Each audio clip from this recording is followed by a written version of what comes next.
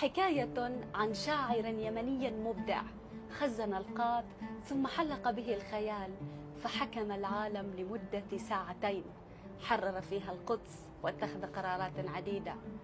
قال في شعره: مضغت القات بعضا من نهاري مع صديقي عثمان الذماري، فما أن سار من وقتي قليل إذ الشعب يهتف باختياري، ونادوني أميرا رغم فقري، وأهدوني الحراسة والجواري. صعدت العرش والوزراء حولي، وأصحاب الفخامة عن يساري، فألزمت الرياح تهب شرقا لتحملني إلى دول الجوار، وأغلقت الحدود وكل شبر، وأنقذت البلاد من الدمار. ومن بعد الأمان ذهبت غربا ولم أرجع قليلا عن قراري، وقوات التحالف طوع أمري أوجهها فتعمل باختياري. جعلت الهند قاعدة لحرب، وأرض الترك صرحا للحوار. حكمت على جيوش الغرب قتلا، وأسبيت النساء مع الذراري.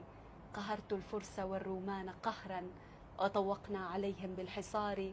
ومن باريس أصدرنا قرارا بتجميد الموانئ والبحار. أخذت بايدن معبوتا قصرا، وبنيامين أسرع بالفرار. جعلت الروس ترجو أي حل، وأمريكا تطالب بالحوار.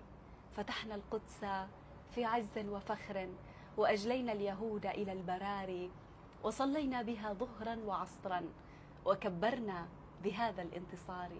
وحوطنا على الأقصى بسور، وطهرناه من رجس وعار. ومن ثم اتجهنا في شموخ لتطوير وأحداث حضاري. أعدنا الشام للإسلام فخرا، مقر الحكم والسوق التجاري. وفي بغداد شيدنا قصورا، وعاد اللاجئون إلى الديار. ومن صنعاء أصدرنا بيانا ودستورا لتوجيه القرار. ولما أن رميت القات ليلا، وناديت الحراسة والجواري إلي بالعشاء، فما مجيب، ولم ألقى سوى ذاك الذمار. إنسان نبيل، حتى عندما حلق به الخيال فكر في العرب وفي الحلم العربي.